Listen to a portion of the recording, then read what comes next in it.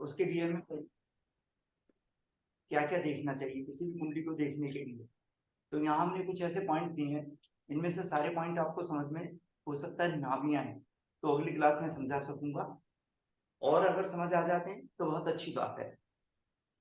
लेकिन more than 50% आपके समझ में आ चुका होगा, कि आधे से ज्यादा आपको समझ आ जाएगा कि आधे से ज्यादा आपको समझ आ जाएगा कि किसी भी कुंडली को कैसे देखना चाहिए।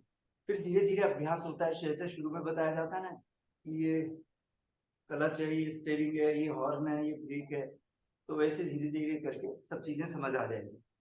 और आप इसमें घबराइएगा मत, क्योंकि कुंडली देखना इतना आसान काम लगता है, तो है तो आसान ही, लेकिन सामने वाले के सवाल जो होते हैं वो इंसान के सर को घुमा देते हैं, और आदमी जो होता है जहाँ कंसंट्रेट कर रहा होता है वहां नहीं देख पाता, क्योंकि सवाल पूछने वाला एक बार में 10 सवाल पूछता है, इंतजार ही नहीं करता, कहीं फुल स्टॉप लगाना नहीं चाहता। और कुछ लोग ऐसे होते हैं जो बिल्कुल चुप रहते हैं, वो सोचते हैं मैं ज्योतिषी का टेस्ट लेने आया हूँ। ये सबसे ज्यादा जिंदगी में फेलियर हो जाते हैं।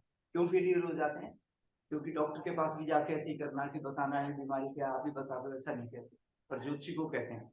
तो परिणाम ये होता है कि समय ज्यादा लग जाता है, काम किसी का अच्छा हो नहीं पाता। जब हम पूछने जाते हैं तो हमारे को जो बात हम करते हैं तो हमारे को धीरे धीरे करके पता चल जाता है कि खुद कितना जानता होगा, कितना नहीं जानता।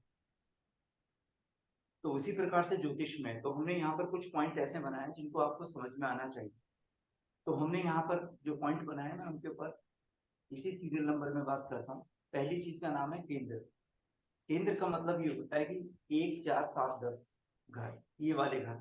मैं हो गया स्वयं, सेल्फ का, मदर का, स्पाउस का एंड फादर का। ये जो 4 घर होते हैं इनको बंद मुट्ठी के घर कहा जाता है। ये मुट्ठी बंद होती है, अर्थात इसके बारे में कोई जान नहीं सकता कि मैं किस माँ बाप के यहाँ जन्म लूंगा, मेरे जीवन साथी कौन बनेगा। ये लगता है कि कुंडली मिला ली, शादी कर दी, 10 लड़कियां 10 लड़के देख के रिजेक्ट कर दिए, फिर शादी की, है ना। तब भी कई बार गृहस्थ अच्छा नहीं चलता, और कई बार कुछ नहीं किया तब भी बहुत अच्छा चल रहा होता है। तो ये बंद मुट्ठी के घर जो होते हैं केंद्र के स्थान कहलाते हैं। इनका गुणधर्म समान है।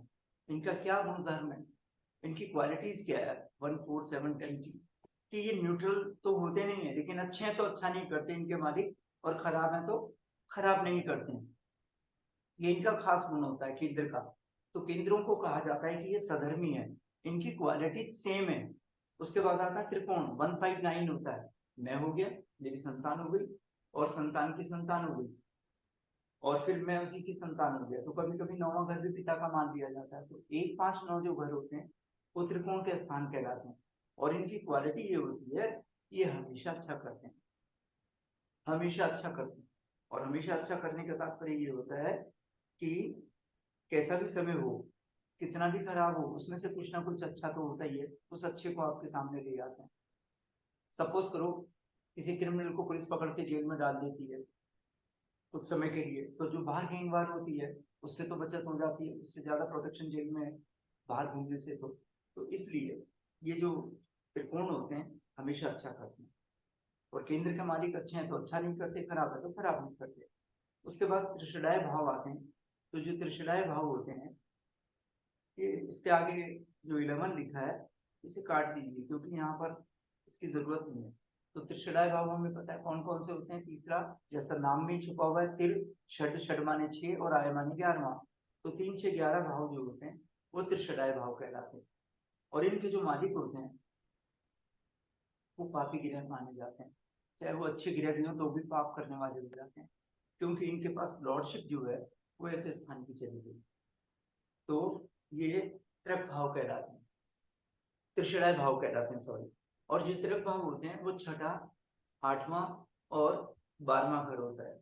तो ये 6 8 वाला भाव जो होते हैं ये भी अच्छे नहीं माने जाते। इनके जो मालिक ग्रह बनेंगे वो भी खराब फल करेंगे।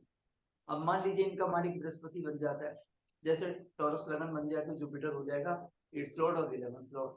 ये तो खराबी करेगा, अच्छा नहीं कर पाएगा। शुभ ग्रह, अगर कोई पापी ग्रह हो तो मान लेते हैं कि पापी ग्रह ही है, लेकिन बाकी के ग्रह तो अच्छे होते हैं। जैसे चंद्रमा है, बुध है, ये कंडीशनल है। और जुपिटर और वीनस ये अनकंडीशनल प्लैनेट है, हमेशा अच्छे होते हैं। लेकिन इनकी लॉर्डशिप अगर तिरक भाव की हो जाए, त्रिशदाय भाव की हो जाए, मारक भाव की हो जाए, तो कष्ट दे सकते हैं। उसके बाद मारक भाव आता है, वो 2 और 7 होते हैं मारक भाव। और जब ये 2 और 7 भाव मारक होते हैं तो क्या करते हैं, ये मार देने का काम करते हैं। लेकिन दूसरा घर कुटुंब का, 7वां घर जीवन साथी का, तो इनकी दशांतर दशा में फैमिली की ग्रोथ होती है, फैमिली बढ़ती भी है, शादियां भी होती है, ये भी होता है। मार्केश का टाइम तो बहुत अजीब सी स्थिति बनती है जब आता है, जबकि जब देखी जाती है।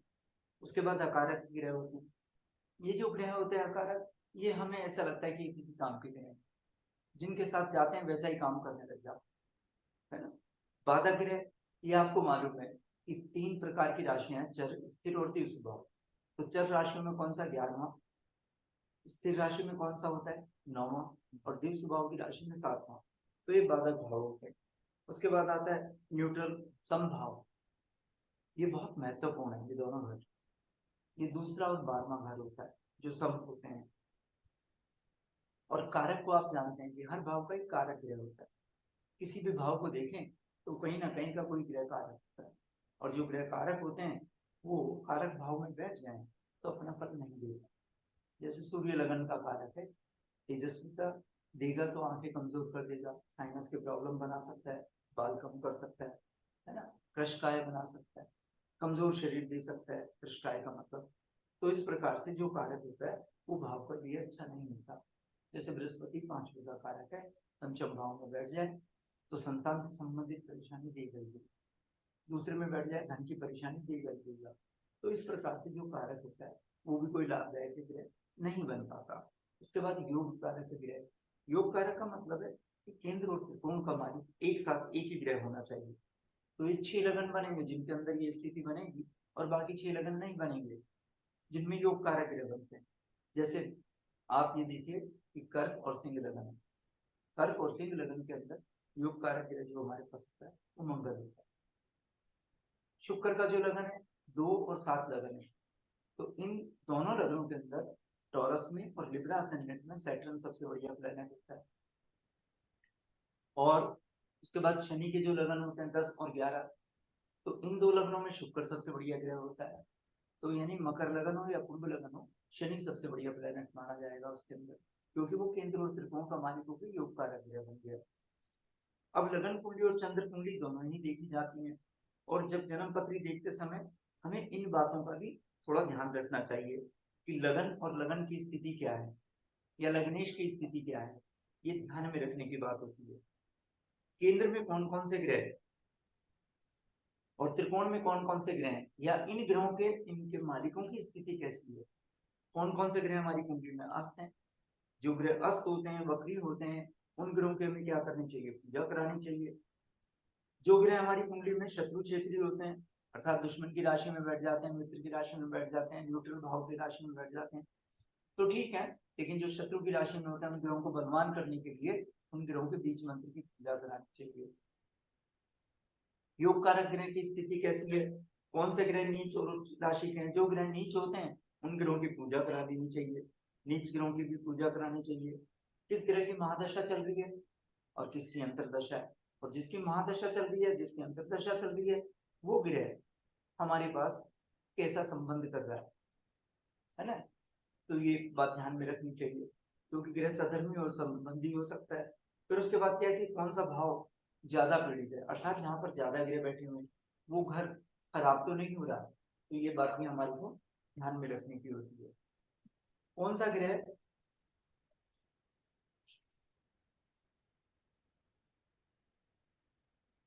डबल हो गया, कौन सा ग्रह ज्यादा पीड़ित है ना, तो इसको छोड़ते हैं।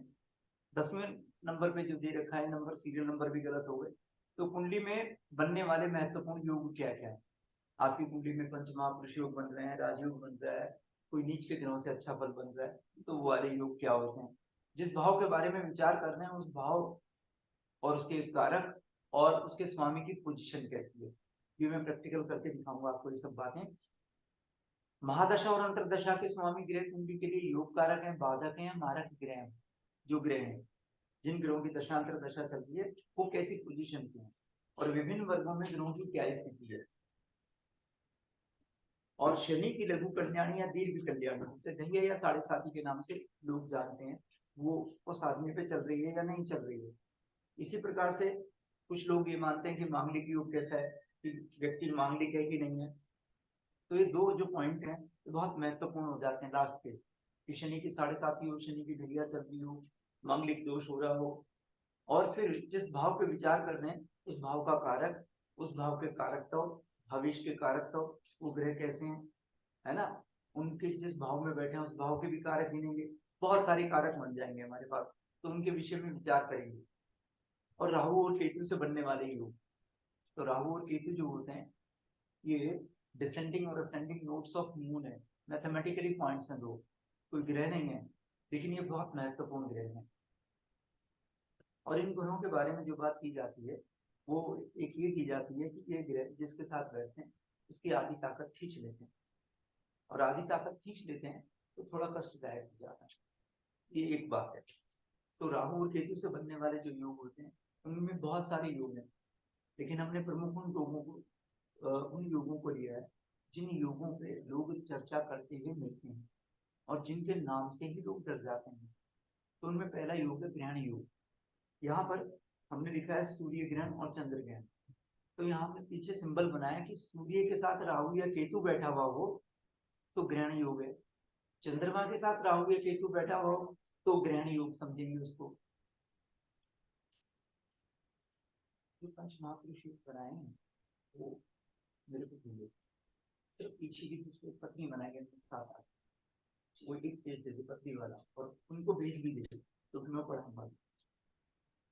चंडाल योग, अब चंडाल योग के बारे में कहा जाता है कि बृहस्पति के साथ राहु या केतु बैठा हो तो गुरु चंडाल योग के नाम से जाना जाता है ना, इसका नाम जो है वो गुरु चंडाल योग बना दिया गया है।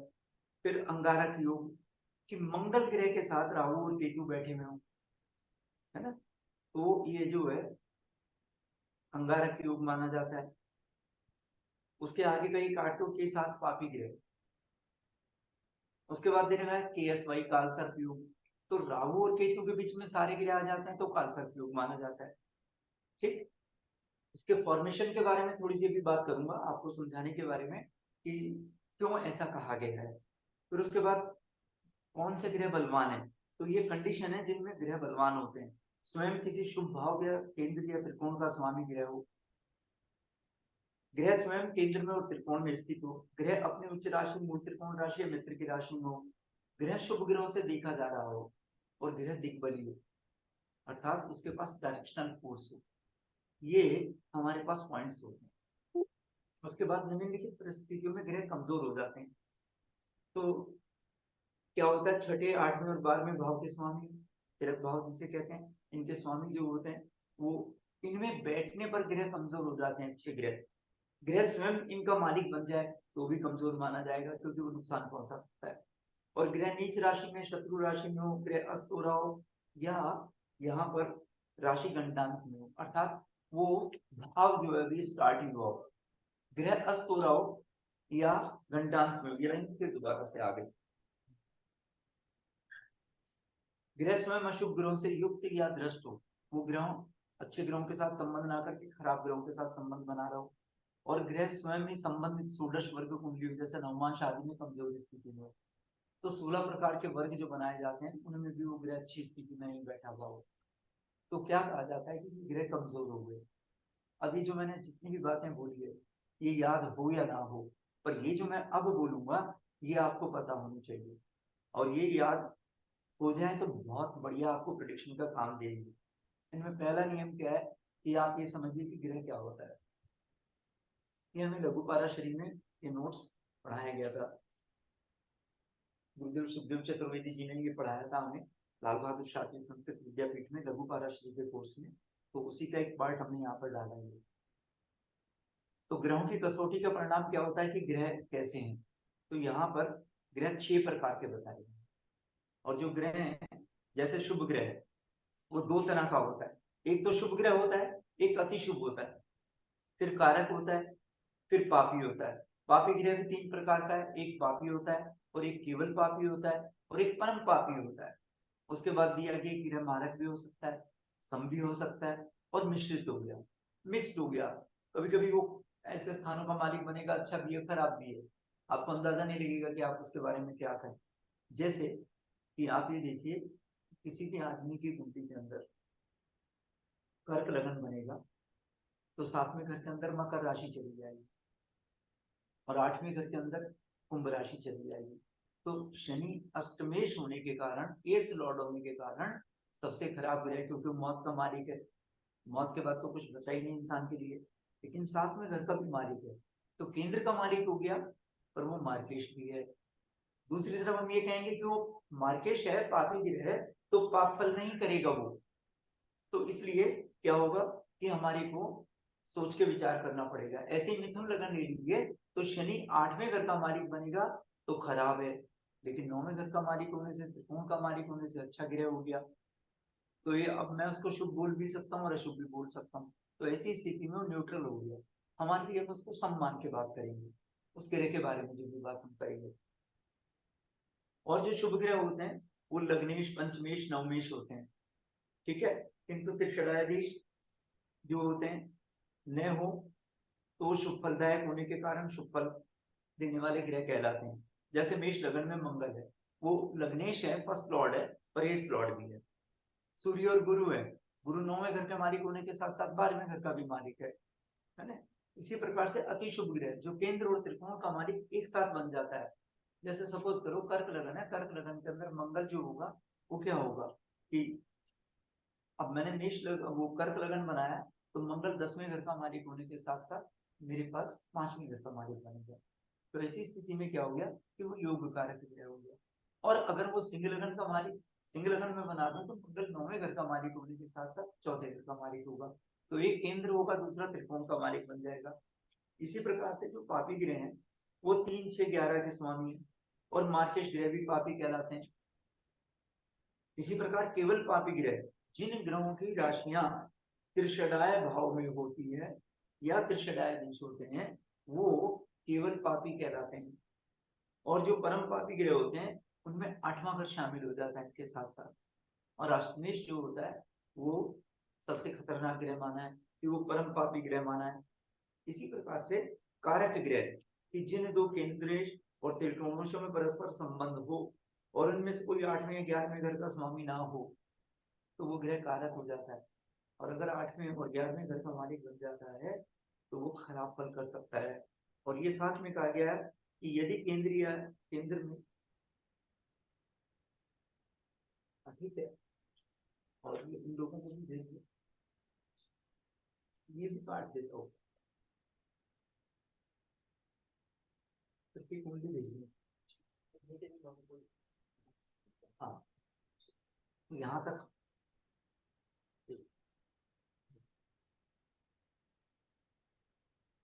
तो ये कहा गया कि त्रिकोण में स्थित राहु या केतु और केंद्र में स्थित ग्रह के साथ वो संबंध कर ले, या केंद्र में बैठे राहु केतु, ये भी हमारे लिए जो होते हैं कारक बन जाते हैं। और जब ये कारक बन जाते हैं तो कुछ विशेष फल देने लायक बन जाते हैं। हमारे पास परिस्थितियां ऐसी बना देते हैं, और इन परिस्थितियों के कारण ही हम किसी भी ग्रह को जान सकते हैं। उसके बाद आप ये देखिएगा, हमारा ग्रह के बारे में बात करें, मारक की मैं बात अभी कर ही चुका हूँ, सम की बात भी कर ही चुका हूँ, है ना। और मिश्रित ग्रह का मतलब है कि कोई ग्रह केंद्र का या त्रिकोण का मालिक होने के साथ साथ त्रिषडाय भाव भी हो, 8वें घर का भी मालिक बन सकता है, तो ऐसी स्थिति में मिश्रित ग्रह हो जाएगा, है ना। जैसे मिश्रित ग्रह कन्या लगन में मिथुन लगन के अंदर शनि, कर्क लगन में मंगल हो गया, गुरु हो गया, मकर लगन और कुंभ लगन में बुध ग्रह हो गया। तो ये ग्रह हमारे इस प्रकार हो गए। तो ये 6 प्रकार के आधार ऐसे माने गए जो बहुत महत्वपूर्ण है। आपको कुछ भी याद नहीं है, पर ये याद होना चाहिए कि शुभ ग्रह कौन सा है, अति शुभ ग्रह कौन सा है। तो मैं भी आपको ये बताने की कोशिश करता हूँ, और कोशिश करते हैं कि आप उसको करके देखें। 1 मिनट में आता हूँ तरफ, जब तक आप इसको पढ़ के देखिएगा।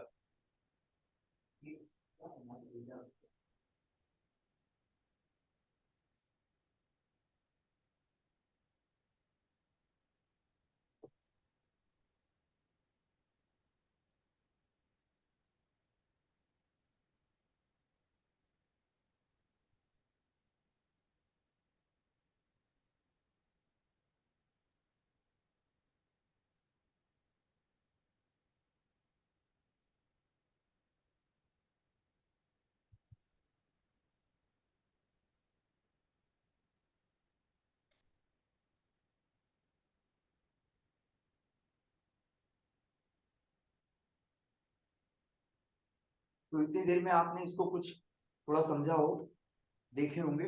अब यहाँ पर हम इसको प्रैक्टिकल करते हैं कि कैसे देखेंगे। जैसे ये एक कुंडली बनाई हमने मेष लगन की, इसी प्रकार से हमने मीन तक की कुंडलियां बनाई है और कोशिश की है कि आप उस बात को समझें। जैसे मेष लगन की कुंडली में देखें तो हमने सबसे पहले सूर्य से शुरू करा और शनि तक सब ग्रहों को लिखा 12 के 12 लग्नों में। तो सूर्य जो है यहाँ 5वें घर का मालिक है, 5th लॉर्ड है, तो इसको पंचमेश कहते हैं। 5वें घर के स्वामी को हम क्या कहते हैं? पंचमेश कहते हैं। 5वां घर त्रिकोण है, तो जब भी मेष लगन बनेगा भगवान सूर्य देवता हमेशा इस व्यक्ति के लिए अच्छा रिजल्ट देंगे। ठीक, सूर्य अगर कमजोर पड़ जाएगा, कमजोर कैसे पड़ेगा कि वो मान लो नीच हो रहा हो, तो नीच होगा तो पत्नी के घर में बैठेगा, पति के घर में बैठेगा। 7th हाउस में तुला राशि में सूर्य भगवान नीच होते हैं और नीच हो गए तो अच्छे नहीं है। तो इसका मतलब ये हुआ संतान से संबंधित कोई परेशानी हो सकती है। लेकिन यही ग्रह अगर लगन के अंदर बैठ जाए 1st हाउस में सूर्य भगवान, तो इसका मतलब सूर्य उच्च राशि पे होगा। इसका मतलब संतान जो होगी बहुत ताकतवर होगी, अर्थात शरीर से ताकतवर नहीं हो पर बुद्धि से तो बहुत ताकतवर हो सकती है। शरीर से भी ताकतवर होते हैं ऐसे लोग अमूमन, बुद्धि से भी ताकतवर होते हैं और बहुत इंटेलिजेंट होते हैं ऐसे इंसान की औलाद, तो बहुत फायदा करती है। तो सबसे बढ़िया बात तो यही हो गई कि आपके पास मेष लगन है तो सूर्य बलवान हो तो सब कुछ अच्छा है। उसके बाद चंद्रमा पे आते हैं, तो चंद्रमा 4थे घर का मालिक है, सुख का मालिक है। इसके बारे में जो बहुत विशेष बात की गई है, तो यहाँ पर हमने लिखा है केंद्र अधिपति दोष, जो मैंने पीछे पढ़ाया नहीं था। जहाँ मैंने 11 नंबर मिटवाया था ना, वो 11 नंबर ही है। तो वो क्या हुआ, केंद्र अधिपति दोष है। उन लोगों ने एक्चुअली स्पेस की वजह से उधर साइड में लिख दिया। तो केंद्र अधिपति दोष का मतलब ये होता है ना कि शुभ ग्रह शुभ नहीं करता और खराब खराब नहीं करता। तो यहाँ पर चंद्रमा अगर अच्छा हो गया तो अच्छा नहीं करेगा, खराब है तो खराब नहीं करेगा। मंगल ग्रह लगन का मालिक और 8वें घर का मालिक है। तो 1st लॉर्ड जब भी कोई ग्रह होगा, आप नोट कीजिए कि मंगल और शुक्र ग्रह को अष्टमेश होने का दोष नहीं लगेगा। जब भी 8वें घर के स्वामी बनते हैं और लगन के मालिक बनते हैं तो इन्हें 8th लॉर्ड होने का कोई दोष नहीं लगेगा। उसके बाद बुध ग्रह आता है, तो वो 3रे और 6ठे घर का मालिक है। ये ग्रह जो है अब 3रे घर का मालिक हो गया और 6ठे घर का मालिक हो गया, तो जो हमारी परिभाषा थी उसके अनुसार क्या है, त्रिषडाधीश है। तो उसका मतलब ये केवल पापी ग्रह बनेगा। तो बुध ग्रह जिन लोगों के साथ बैठेगा उन लोगों में भी पाप करने की प्रवृत्ति डाल सकता है, उनके साथ भी ऐसा विचार बना सकता है। उसके बाद गुरु है, जुपिटर प्लैनेट, तो 9th लॉर्ड है, तो ये फिर त्रिकोण का मालिक हो गया, है ना। 159 त्रिकोण होते हैं, तो 9वें घर का मालिक होने से अच्छा ग्रह हो गया, पर 12वें घर का मालिक होने से क्या हो गया, वो न्यूट्रल हो गया। तो जुपिटर को हम समझ सकते हैं। फिर उसके बाद शुक्र महाराज है, तो ये 2रे और 7वें घर के मालिक हैं। तो 2रा और 7वां घर हमने क्या कहा था, ये मारक हैं। तो 2रे घर का जो मालिक होता है वो तो मार्केश ही रहेगा, लेकिन 7th लॉर्ड अच्छा ग्रह है शुक्र, तो अच्छा ग्रह तो अच्छा नहीं करेगा, है ना। ये बात हमें ध्यान देने की जरूरत है। उसके बाद आता है शनि। शनि को देखिए दशमेश और एकादशेश। तो दशमेश और एकादशेश होने से क्या हो गया कि वो 10वें घर का मालिक होने से पापी ग्रह पाप नहीं करेगा, और 11वें घर का मालिक होने से प्रबलतम त्रिषडाधीश है, तो वो अच्छा नहीं करेगा। क्योंकि मेष लगन है, चर लगन है, तो इसमें 11वां घर बाधक है, और 11वां घर बाधक है तो शनि को हम बाधक मानेंगे मेष लगन के अंदर। इसी प्रकार से वृषभ लगन है। वृषभ लगन के बारे में आप देखिएगा कि ये केंद्रेश है, 4थे घर का मालिक है सूर्य। अब इसे केंद्र अधिपति दोष लग गया, और केंद्र अधिपति दोष लग गया तो क्या हो गया कि ये ग्रह शुभ ग्रह होकर शुभ नहीं करेगा, है ना। और पापी ग्रह है तो ये पाप नहीं कर रहा, सिंपल सी बात ही हो गई। चंद्रमा 3rd लॉर्ड है, तो त्रिषडाधीश है, तो ये पापक है, अच्छा ग्रह नहीं है। इसी प्रकार मंगल जो है 7वें और 12वें घर का मालिक है, तो 7वें घर का मालिक होने से मार्केश है, लेकिन पापी ग्रह तो पाप नहीं करेगा, लेकिन 12वें घर का मालिक है तो न्यूट्रल है, अच्छा नहीं है, क्योंकि वो 7th लॉर्ड होने के कारण मारक है, और 12वें घर से तो वो जिस ग्रह के साथ बैठेगा वैसे रिजल्ट दे देगा। तो खराब ग्रह ही मानेंगे टोटल। बुध ग्रह को देखिए कि वो दूसरे और पांचवें घर के मालिक है, तो दूसरे घर का मालिक मारक है और पांचवें घर का मालिक क्या है, शुभ ग्रह बन जाएगा, तो इसलिए ये शुभ हो जाएगा। गुरु अष्टमेश और एकादशीश है। अब आप देखिएगा गुरु इसमें सबसे ज्यादा खराब ग्रह है, परम पापी ग्रह है और वो अच्छा नहीं है। और गुरु और चंद्रमा का योग बन जाता है तो गजकेसरी योग एक बहुत महत्वपूर्ण योग है, तो यहाँ पर वो भी खराब माना जाएगा टॉरस लगन के लिए, कोई ज्यादा बढ़िया योग नहीं माना जाएगा। उसके बाद शुक्र ग्रह को देखिए, लगन का मालिक होने के साथ साथ छठे घर का भी मालिक है, तो क्या है कि छठे घर का मालिक तो बीमारी दे सकता है।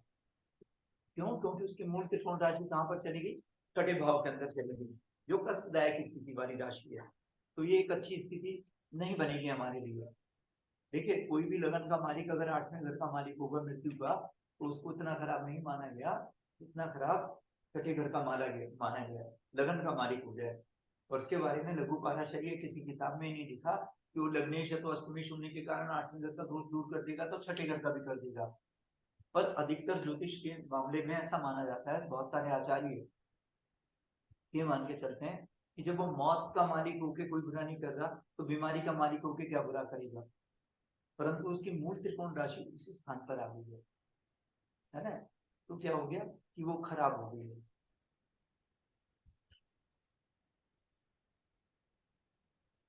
और जो शनि महाराज हैं वो 9th और 10th लॉर्ड है। अब नैसर्गिक रूप में शनि पापी गिरा है, लेकिन वो क्या हो गया यहाँ पे योग कारक हो गया, क्योंकि केंद्र का मालिक 10th लॉर्ड होने के कारण वो पाप फल नहीं करेगा। लेकिन क्या हो गया कि वो 9th लॉर्ड है, इसलिए वो क्या करेगा, अच्छे फल ही देगा। तो इस प्रकार ये 12 लगन बनेंगे और इन 12 लग्नों में आपके पास ये पेपर आ गया ये नहीं उस पे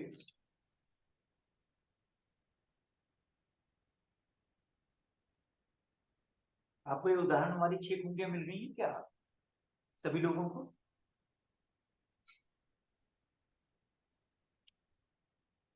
मैं बनाता हूं इसमें।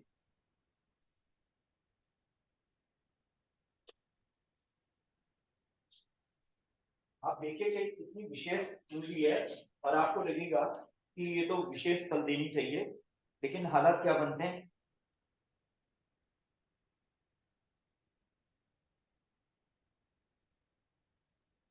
तब भेज दी ना।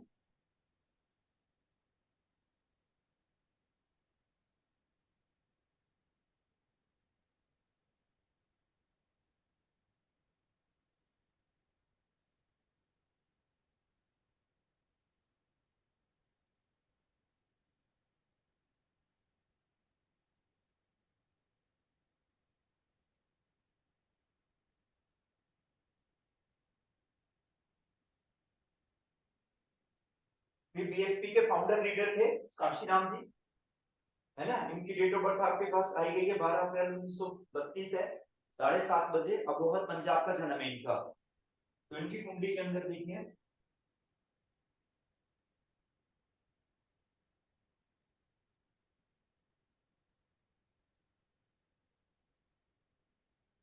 ओ मैंने कोई और कुंडली बना रहा था ना। हाँ राम जी की बनाई बना दी दोबारा, मेष लग्न की कुंडली है।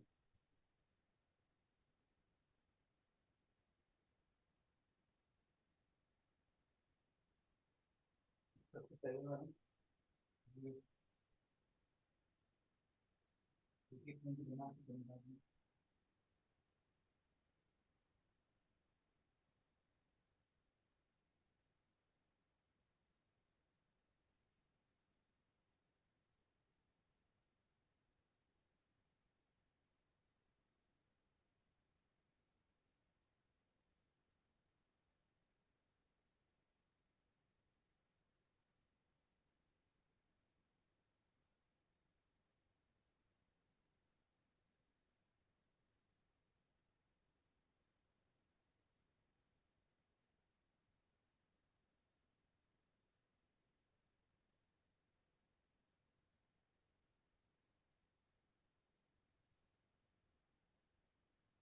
अगर हम इनकी कुंडली को देखते हैं तो आप ये कुंडली देखिएगा कि क्या इसमें देखो पंच महापुरुषों कितने जबरदस्त बने हुए हैं। कि ये जो आपने पढ़ा था कि शनि अपनी राशि का केंद्र में बैठा हुआ हो तो पंच महापुरुष योग हो जाता है। तो इनकी कुंडली के अंदर देखें तो शनि बहुत मजबूत स्थिति में अपने ही घर का बैठा है 10th हाउस के अंदर, तो बढ़िया पोजीशन दिखा रहा है, वो खराब पोजीशन को नहीं दिखा रहा है।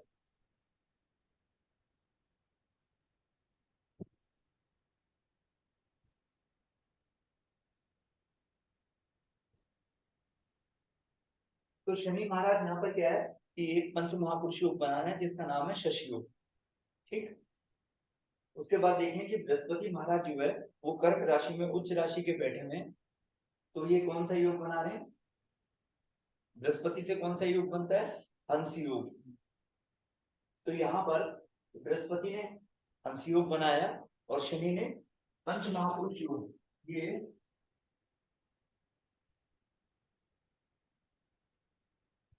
शशि योग है। और ये जुपिटर से जो बना वो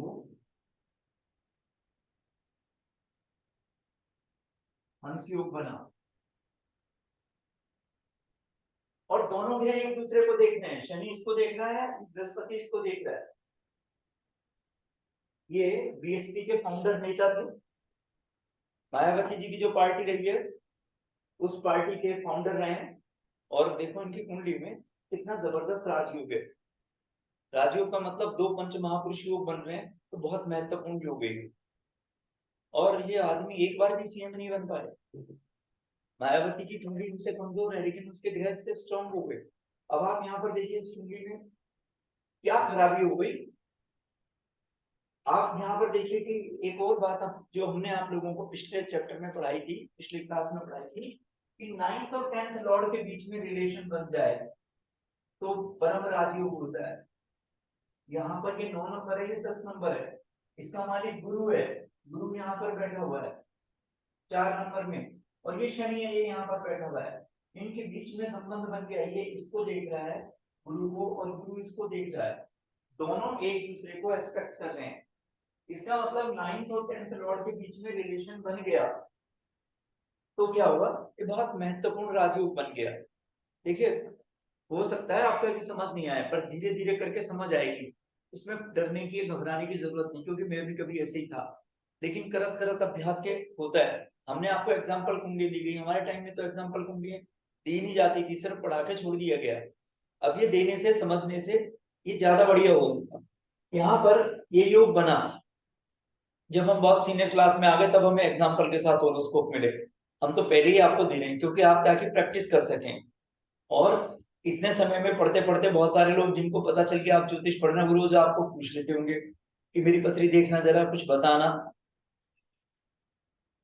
जब एमबीबीएस में फर्स्ट ईयर में कोई लड़का हो तो उससे कोई इंजेक्शन नहीं लगवाएगा, है ना। वो एमबीबीएस कर ले तब भी घर वाले उससे इंजेक्शन नहीं लगवाएंगे कि नहीं ऐसा ना हो तो हाथ में सुई तोड़ दे। और ज्योतिष से सब उम्मीद करते हैं कि 3 महीने में पढ़ के आया तो सब बता दे, ऐसा संभव नहीं है, लेकिन फिर भी उम्मीद ये रखते हैं। तो यहाँ पर आप कुछ तो बताएं। तो इसलिए ये वाली बात है कि ये दो महापुरुष योग बन रहे हैं। लेकिन जैसे मैंने अभी आपको बताया कि यहाँ पर मंगल ग्रह को देखिए, मंगल अपने से 12वें घर में चला गया, फर्स्ट लॉर्ड है, और फर्स्ट लॉर्ड होने के साथ साथ वो क्या है, 8th लॉर्ड भी है। हमने ये पढ़ा था, अभी पढ़ा है पीछे, कि 8वें और 11वें घर का मालिक हो जाता है कोई भी ग्रह तो वो क्या होता है, अनिष्ट कर देता है। अब यहाँ पर आप देखिएगा इस कुंडली के अंदर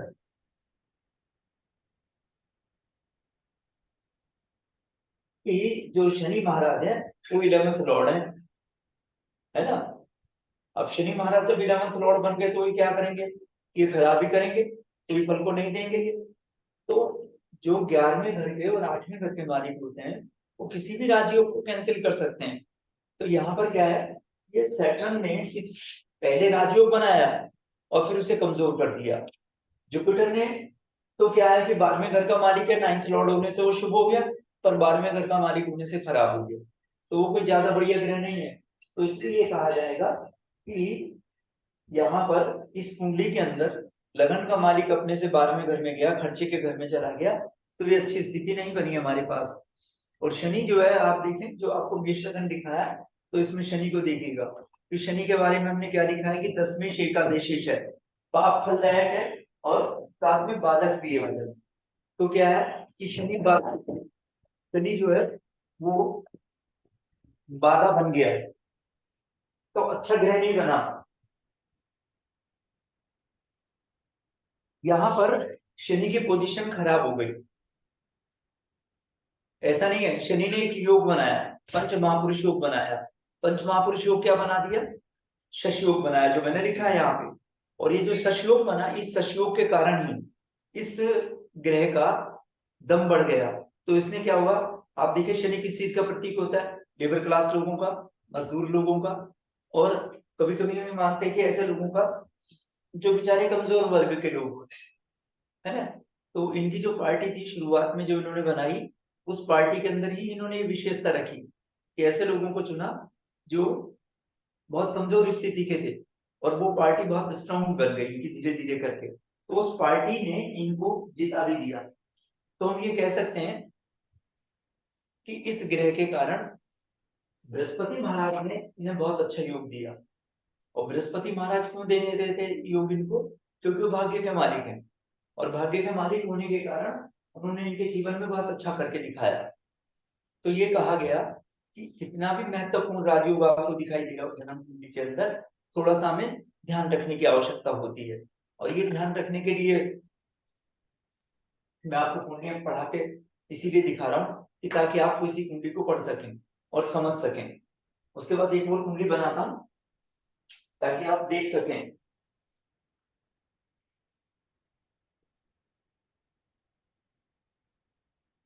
अगर शनि 11वें घर का मालिक नहीं होता तो बहुत शानदार इनकी कुंडली में योग बना हुआ था, बहुत बढ़िया।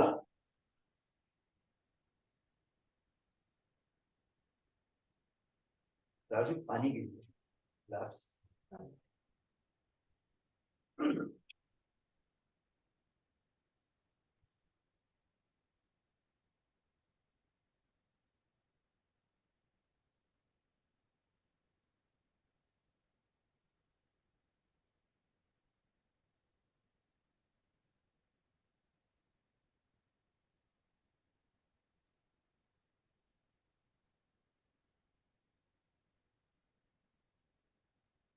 ये जवाहरलाल नेहरू जी की कुंडली बना रहा हूँ, और कर्क लगन की कुंडली है।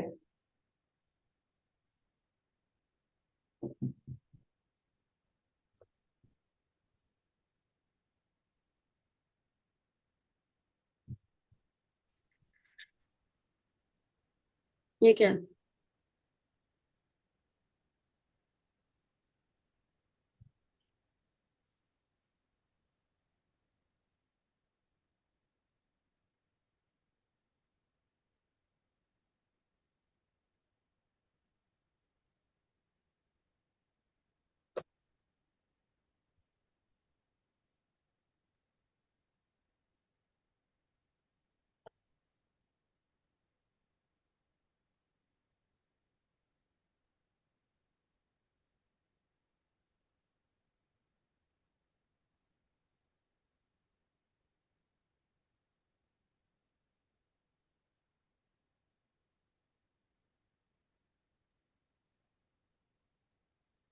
ये कुंडली देखिएगा, इस कुंडली के बारे में आप गौर से देखें तो इस कर्क लगन की कुंडली है, और इसमें पंच महापुरुष योगों में से एक योग बना, जिस योग का नाम क्या है? शुक्र के कारण मालव्य योग। ये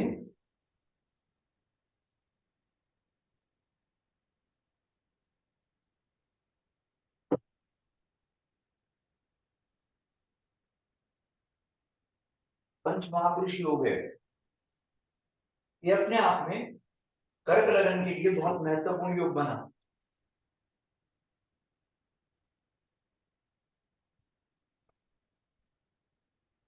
तो ये कहा गया कि ये शुक्र जो है यहाँ पर बहुत महत्वपूर्ण योग बना रहा है। और ये स्थान किसका है? जो चौथा घर होता है वो हमने किसका मान रखा है कि ये पब्लिक का है, मदर के बारे में मान सकते हैं, आपके वेहिकल का, इन चीजों के बारे में ये है। तो इस कुंडली में देखने की कर्क लग्न में हमारे पास बाधक ग्रह कौन है? शुक्र। 11वें घर का मालिक है,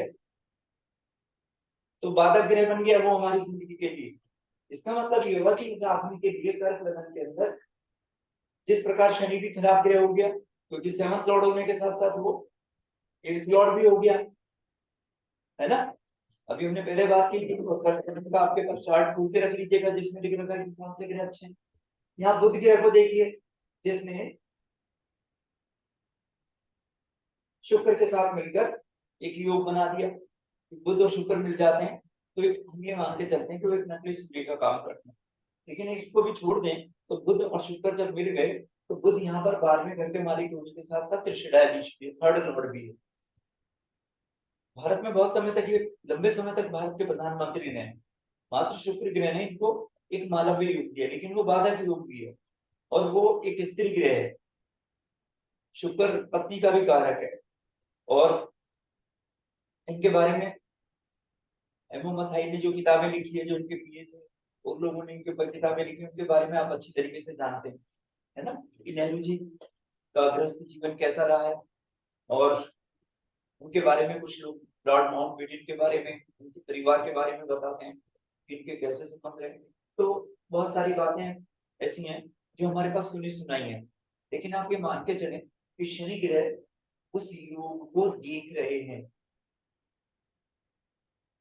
किसी योग को, इस मानवीय योग को शनि की तीसरी दृष्टि होने के कारण, है ना, जिसकी राशि में बैठे हैं वो शत्रु की राशि है, तो वो देख तो रहा है लेकिन वो खुद भी पीड़ित है शनि महाराज, क्योंकि वो शत्रु की राशि में गए हुए हैं।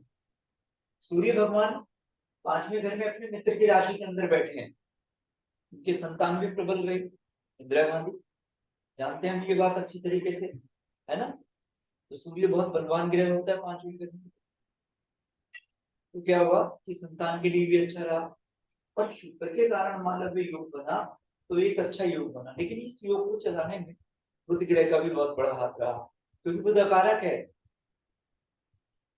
और वो शुक्र के साथ बैठा है, तो शुक्र की प्रबलता बढ़ा दी, तो घर में जीवन साथी के सुख में कमी आ गई शुक्र के कारण, क्योंकि 11th लॉर्ड है वो बाधा देता था।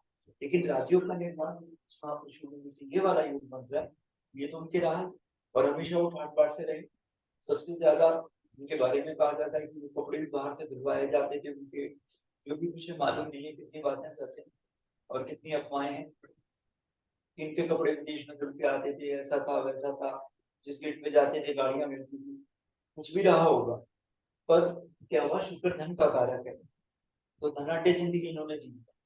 तो इस प्रकार से हमारी जिंदगी में जो भी कुंडलियां हम बनाते हैं उन कुंडलियों में कुछ ना कुछ फल मिलने लग जाते हैं।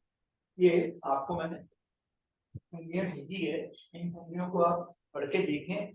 और एक पहली कुंडली भगवान श्री राम जी की है, दूसरी कुंडली एएच का मतलब है एडोल्फ हिटलर, हिटलर की कुंडली है जो 2 नंबर पे बनी हुई है। उसके बाद वीपी सिंह जी की कुंडली है ना, जिसके अंदर पंच महापुरुष योग बन रहा है। कौन सा योग बन रहा है? लगन में कर्क लगन है तो हंस योग बन रहा है, और चंद्रमा से 10वें घर के अंदर बृहस्पति बैठा है तो ये मालव्य योग बन रहा है और गजकेसरी योग बन रहा है। तो ये 2 प्रकार के योग बन रहे हैं, तो ये बहुत महत्वपूर्ण योग है। और लगन बलवान भी हो गया क्योंकि लगन का मालिक चौथे घर में, लगन में एक शुभ ग्रह बैठ गया है। लेकिन बृहस्पति कहाँ का मालिक है? 6th लॉर्ड है, छठे घर का मालिक है। जैसे नेहरू जी की कुंडली में ना 6th लॉर्ड लगन में बैठा है, तो दुश्मन बहुत बलवान होता है। इन लोगों के जो दुश्मन थे वो कौन थे हमारे पास? अगर हम देखें कि नेहरू जी के इन लोगों के जो दुश्मन लोग थे वो कौन से लोग थे? नेहरू जी के दुश्मन थे ब्रिटिश गवर्नमेंट, जिसके साथ उनका काफी विवादास्पद स्थिति चल रही थी। तो ये कहा जाता है कि इन्होंने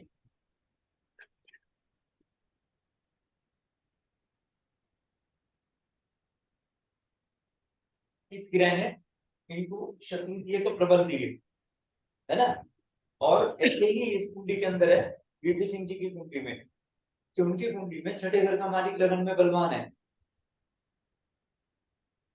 तो आपको याद होगा वीपी सिंह जी ने मंडल कमीशन आयोग की रिपोर्ट को डिक्लेयर कर दिया था, तो उससे उनके राजयोग में कमी आ गई। लोगों ने, एक दिल्ली यूनिवर्सिटी के स्टूडेंट भी जल गए थे, ध्यान होगा, क्योंकि सरकार को बहुत परेशानी हुई थी उस समय में।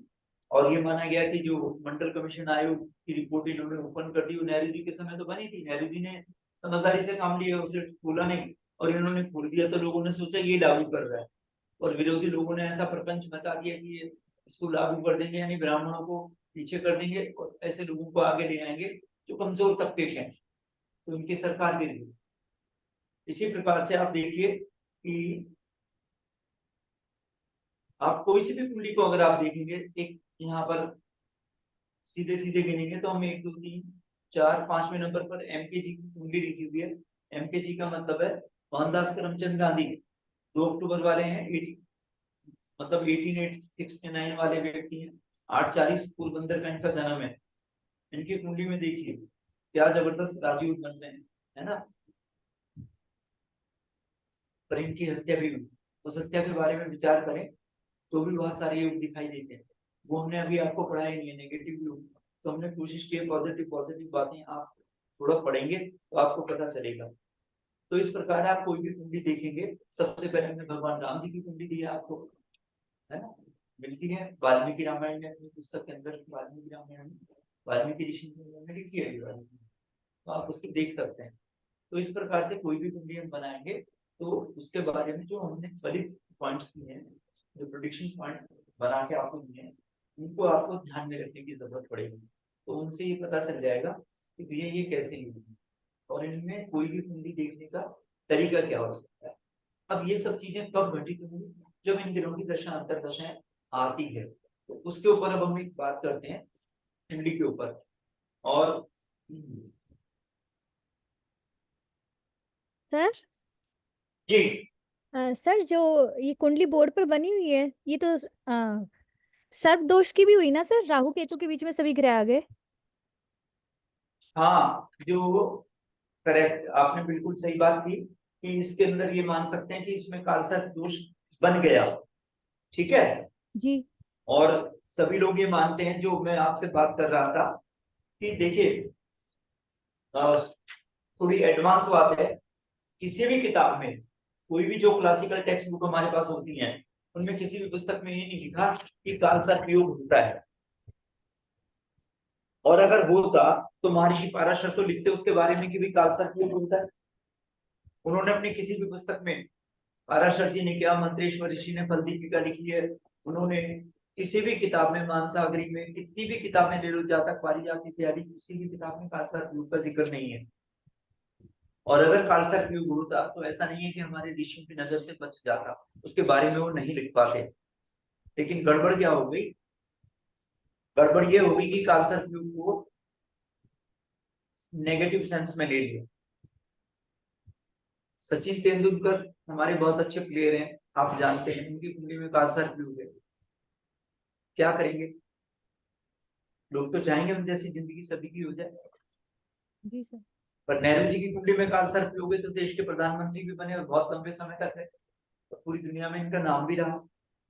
अभी खराब है या अच्छे रहे उन लोग, लोग क्रिटिसाइज अच्छों को भी करते हैं, खराब को भी करते हैं, वो आपके हाथ में। लेकिन कुंडली में तो योग ऐसा बना दिया ना उसने। तो कालसर्प योग के बारे में दो बातें आप समझिए, और बहुत साधारण सी बातें हैं, लेकिन है बहुत एडवांस, कि उन्होंने, मानजी पाराशर जी ने 2 शब्द लिखे, आप भी नोट करिए उनको।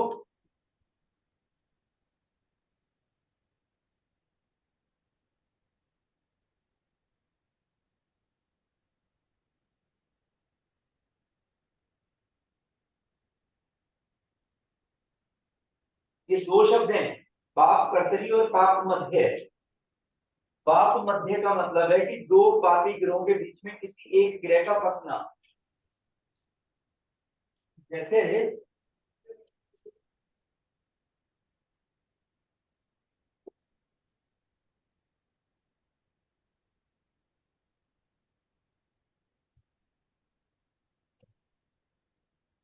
मैं एक मूवी बनाता हूँ और इस मूवी में समझाने की कोशिश करता हूँ, ये वाला चार्ट ले लेता हूँ, यहाँ मंगल लिख देता हूँ, यहाँ शनि लिख देता हूँ, और यहाँ पर चंद्रमा लिख देता हूँ।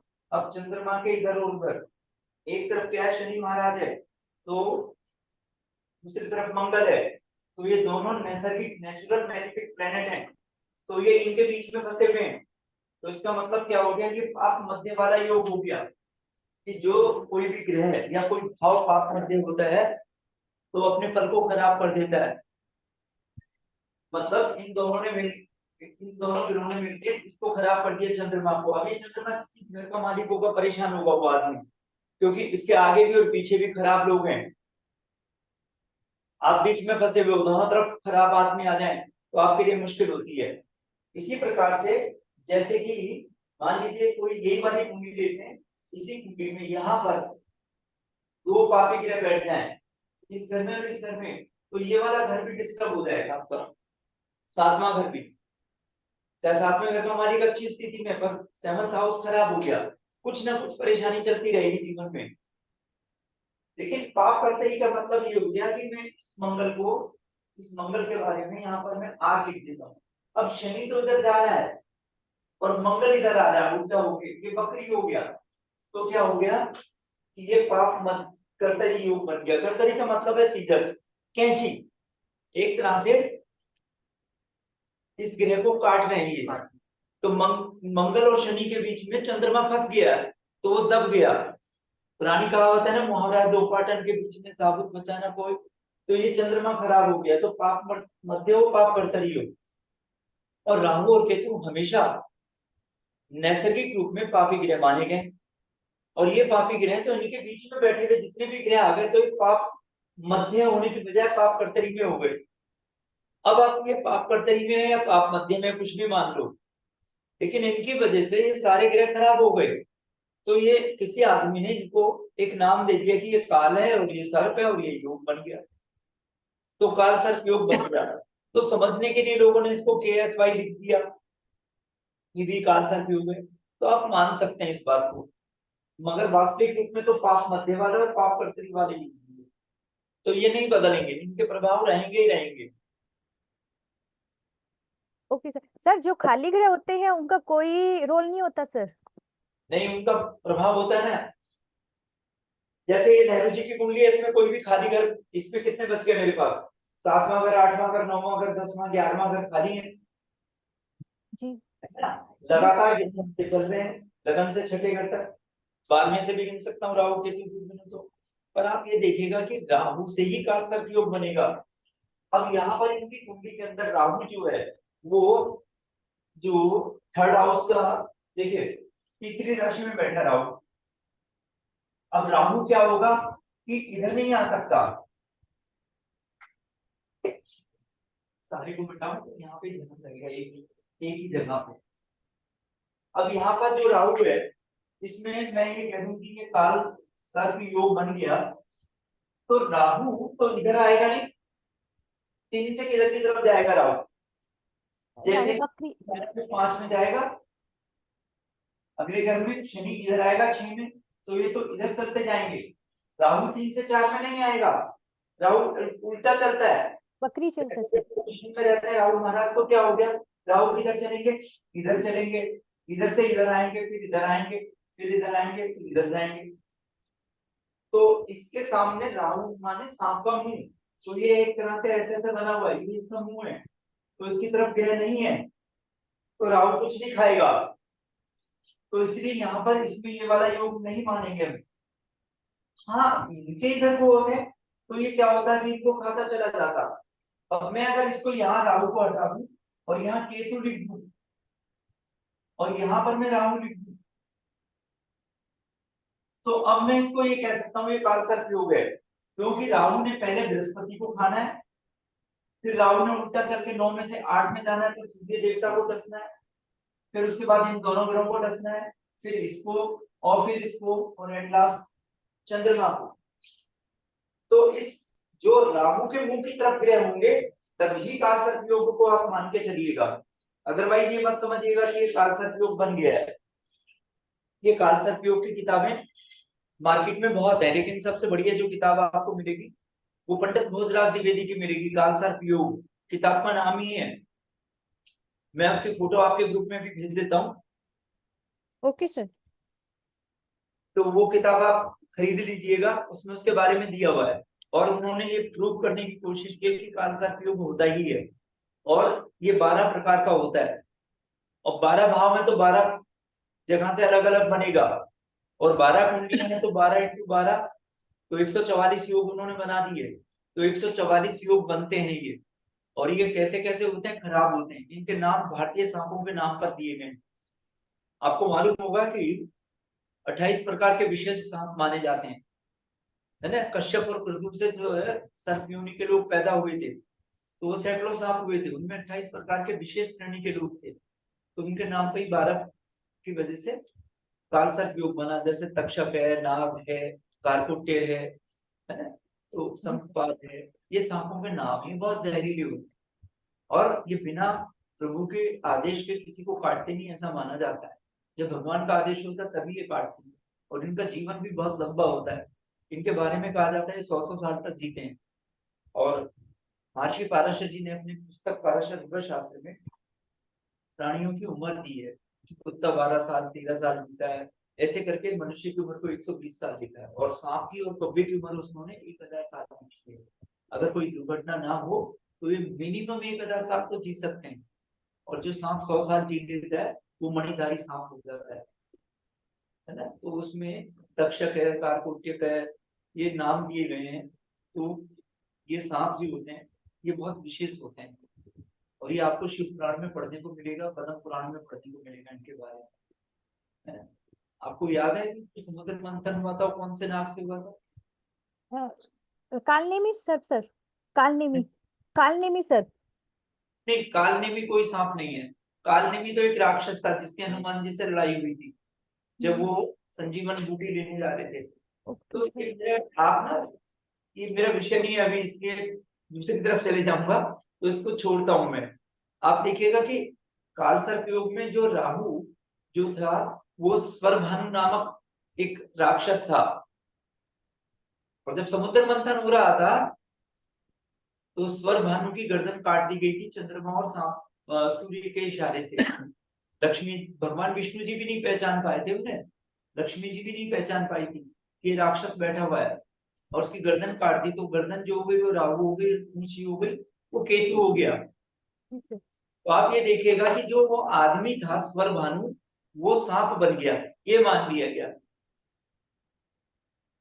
तो यहाँ पर तो वो आदमी है, स्वर भानु नामक सर्प भी नहीं है, तो काल सर्प कैसे बन जाएगा? कई बातें दिमाग में आती है कि कैसे बना दी गई है। और आप मान के चलिए कि क्योंकि बहस करने में कोई लाभ मिलता नहीं है, और लोग बाग जो होते हैं बहस इतनी करने लग जाते हैं जो, तो समझदार आदमी को मतलब कहा जाता है ना, सिंगल बॉडीज है ना, पूरे वाइज मैन वाली बात है कि शांति पूर्वक स्वीकार कर लेना चाहिए कि जो तुम कह रहे हो ठीक है। अब मनाना बड़ा मुश्किल काम होता है। हम तो कई लोगों के बारे में देखते हैं, अब जैसे हम ये मानते हैं कि जैसे विषु हो गए सर, अभी आपको मैंने दिखाया ना कि शनि और चंद्रमा मिले हुए हो, तो विषु हो गए, राहु केतु के साथ शनि का प्रभाव हो जाए तो होता है, मंगल के साथ हो जाए तो अंगारक योग हो जाता है। तो ये जो योग बनते हैं, इन योगों को आपने पेज नंबर 2 के ऊपर हमने दिया है ना, तो ये खराब योग माने गए हैं, लेकिन ये कहीं मिलते नहीं है लिखे हुए हमें।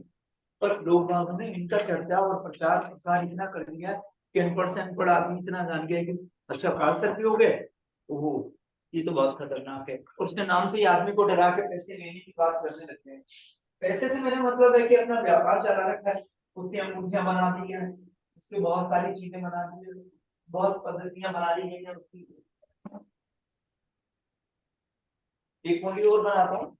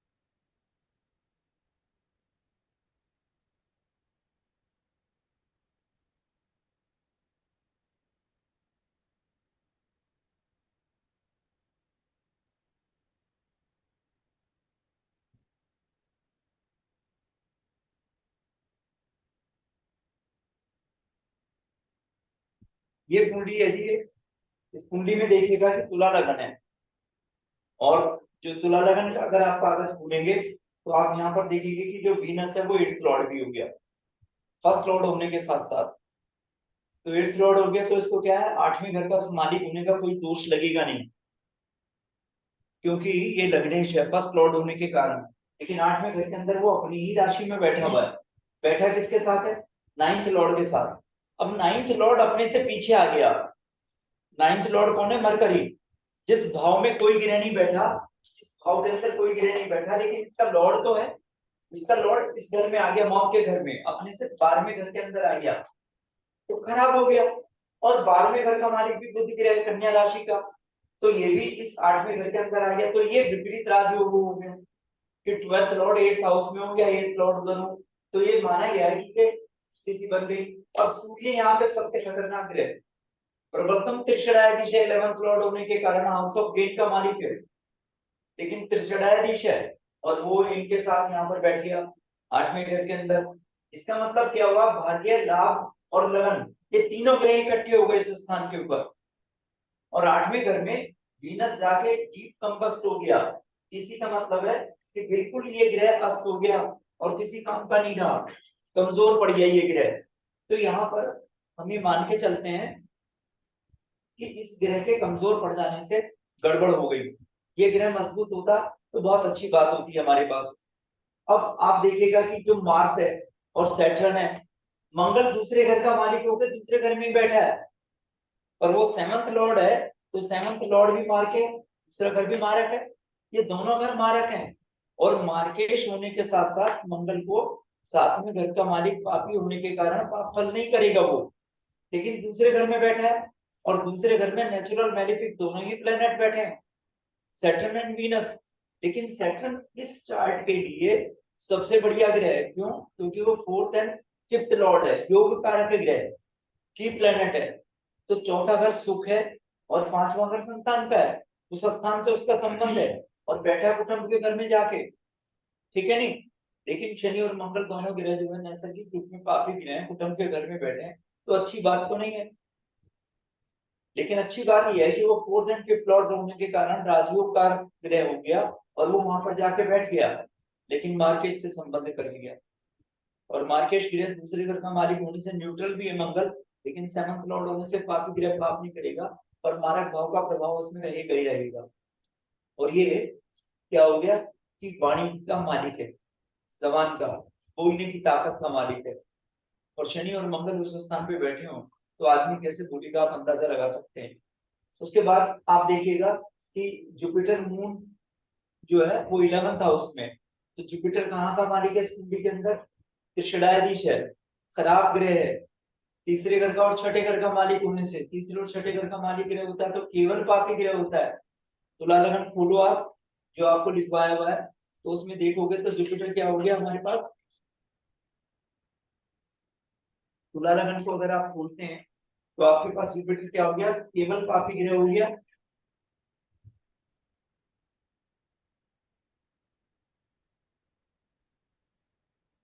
है ना जी।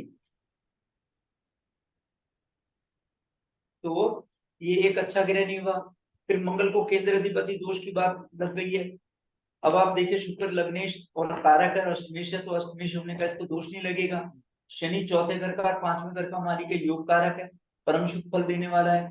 सूर्य भगवान जो 11th लॉर्ड उनसे त्रिशदाधीश है, तो वो बाधक ग्रह बन गया हमारे लिए, क्योंकि चर लगन में 11वां घर बाधक होता है, और वो बाधक होकर कहाँ बैठा है, सूर्य भगवान कहाँ पर बैठे हुए, बाधक होने के बाद अष्टम स्थान में, किसके साथ, शुक्र के साथ, किसके साथ, भाग्येश बुध के साथ। किसको देख रहे हैं, दूसरे घर को, दूसरे घर में उनके शत्रु ग्रह बैठे हैं सूर्य और शनि, वो सॉरी शनि महाराज, तो सूर्य और शनि के अंदर मित्रता नहीं है, और शनि भी बहुत बहुत पावरफुल है, वक्री स्थिति का है ना।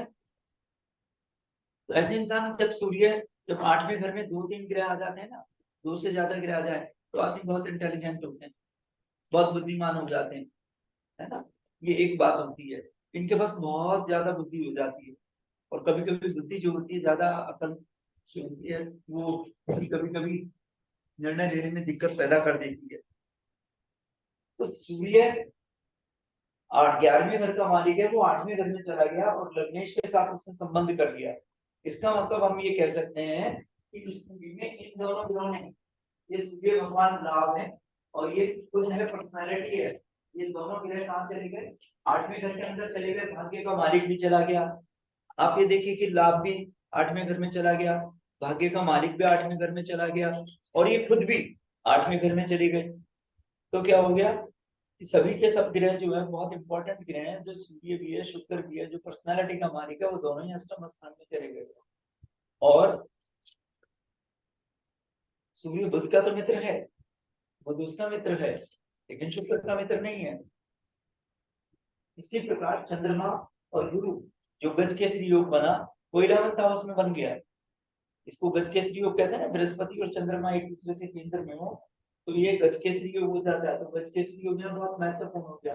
लेकिन क्या हो गया, राहु केतु के बीच में आ गए। अब देखा जाए तो पूरी कुंडली जो है वो 5वें और 11वें घर के बीच में है। 5वां घर संतान है, 11वां घर लाभ का है ना। इन दोनों के बीच में कुंडली अटकी हुई है, क्योंकि 4 ही घर में ग्रह हैं। दूसरे घर में है तो 8वें घर में, दूसरा घर मृत्यु का है, मारक है, 8वां घर मौत का है। इन्हीं स्थानों पे फंसे हुए सारे के सारे ग्रह। और 5वां घर जो होता है पूर्व जन्म के किए गए अच्छे या बुरे उन कर्मों का होता है। और इस कुंडली में एक जो बहुत महत्वपूर्ण बात है कि इसका केंद्र खाली है। केंद्र स्थान खाली होने का मतलब क्या हो गया, ये वाले इन घरों में कोई भी ग्रह नहीं होता। तो बंद मुट्ठी के घर जो मैंने अभी आपको शुरू में बताया था, तो बंद मुट्ठी के घर जो होते हैं वो क्या होते हैं, खाली हैं। और जब बंद मुट्ठी के घर खाली होते हैं तो पिछले जन्म से इंसान कुछ लेके नहीं आया बहुत बढ़िया योग। खराब तो आ सकते हैं पर अच्छे योग नहीं लेके आया। इसका मतलब क्या हुआ, आर्थिक मामलों में ऐसे व्यक्ति समझदारी से निर्णय नहीं ले पाएंगे। ठीक। अब 5वें घर में केतु बैठा है और 3 ग्रह 5वें घर को देख रहे हैं। कौन कौन से, चंद्रमा, गुरु और मंगल। मंगल की चौथी दृष्टि 5वें घर के ऊपर है, चंद्रमा और गुरु भी देख रहे हैं। क्योंकि राहु और केतु के एक्सेस में तो वो ऑलरेडी है ही। तो यहाँ पर क्या हो गया कि जिन 3 ग्रहों ने वहां प्रभाव डाला, राहु ने भी डाला, वो सॉरी 4 ग्रह हो गए, राहु ने भी डाला, गुरु ने भी डाला, चंद्रमा ने भी और मंगल ने भी। तो 5वां घर खराब कर दिया। इसका मतलब ये हो गया कि संभव है डाइजेशन पावर कमजोर हो जाए, पेट से संबंधित कोई परेशानी दे सकते हैं, भोजन को खाने की आदतें सही नहीं हो, क्योंकि खाने के स्थान पे भी शनि बैठा हुआ है। शनि जब बैठा हुआ होता है ना, तो कई बार जरूरी नहीं है कि ताजा खाना ही खाने को मिल जाए या खा भी ले इंसान। बहुत देर से खाए तो भी पड़ा ही हुआ है, अभी खा रहा हूँ अभी खा रहा हूँ, ये स्थिति बन सकती है। तो ये क्या है कि ये 5वें घर को खराब कर रहे हैं। अब 5वां घर क्या है, विद्या का, बुद्धि का, संतान का, इस स्थान की स्थिति को बिगाड़ते हैं, है ना। तो ये माना जाता है कि आप कोई भी कुंडली देखें जहां ग्रह बैठे हैं वो प्रभावशाली भाव हो गए, और जहां ग्रह नहीं बैठे हैं वो ऐसा नहीं कि प्रभावशाली नहीं है, वो भी प्रभावशाली है, पर उनके मालिकों की पोजीशन कैसी है, ये एक इंपॉर्टेंट बात हो जाती है। अब यहाँ पर देखिए 7वें घर का मालिक कौन है, मंगल। और मंगल ग्रह रेट्रोग्रेड पोजीशन में है और बैठा किसके साथ है, 4th लॉर्ड के साथ। 5वां घर क्या है, विद्या, बुद्धि, संतान, प्रेम संबंध। ठीक। 7वां घर क्या है, गृहस्थ जीवन, बिजनेस का पार्टनर। ठीक। 9वां घर क्या है, भाग्य का। 9वां घर क्या है, पिता का। साउथ इंडियन लोग ये मानते हैं। तो हम इसको भाग्य का स्थान मान लें तो सबसे महत्वपूर्ण घर है, और उसका मालिक कौन है, बुध। तो बुध ग्रह में, मंगल ग्रह में, शनि ग्रह में बहुत जबरदस्त रिलेशन बन रहा है, और इन सबसे लगन का मालिक भी संबंध कर रहा है, फर्स्ट लॉर्ड। इसका मतलब 1, 5, 9 एंड 7 इनके बीच में जबरदस्त रिलेशन है। मतलब एक दूसरे को देख रहे हैं कि शुक्र महाराज लगन का मालिक है, फर्स्ट लॉर्ड 5th लॉर्ड को देख रहा है। 5th लॉर्ड कौन है, शनि। 7th लॉर्ड कौन है, मार्स। 9th लॉर्ड कौन है, मरकरी। तो मरकरी तो उसके साथ ही बैठा हुआ है ना। और यहाँ पर क्या है, जो फर्स्ट लॉर्ड है उसके अंदर ज्ञान नहीं है, वो बहुत कमजोर हो गया है, बिल्कुल डीप कम्बस्ट है। ये इसी लिखा मैंने, ये किसी भी फल को प्राप्त करने में कठिनाई महसूस करेगा। क्यों, क्योंकि ये कमजोर पड़ गया। अब मैं अगर, जैसे मैंने आपको कहा कि ये फर्स्ट हाउस ही कमजोर पड़ जाए, लगन ये वाला जो घर है ये ही कमजोर पड़ जाए, तो किसी चीज के फल को कहाँ से स्वीकार कर लेगा, ये नहीं कर पाएगा। तो ये बैठा ही खराब जगह पर है, और ये 3 ग्रह और एक ये ग्रह इन सबसे संबंध कर रहे हैं, तो ये क्या है कि गड़बड़ का काम है। और ये इस घर को भी देख रहे हैं, तो ये घर भी इन चारों से ग्रस्त है, ये स्थिति भी है, तो ये अच्छी स्थिति नहीं बनी है। पर आप ये समझिए कि जब 1579 का रिलेशन बन जाता है तो थोड़ा बहुत परेशानी दे सकता है ना। अभी इनका कितनी उम्र हो गई इनकी? 2016 का जन्म है इनका।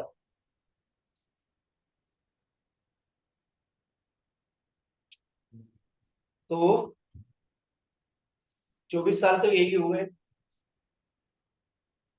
है ना। हेलो, तो आवाज नहीं जा रही है।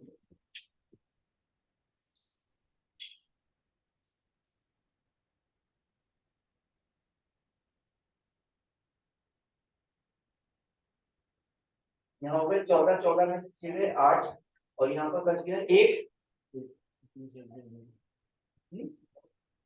2016 का जन्म। हाँ, 2016 का जन्म है, 2016 का जन्म।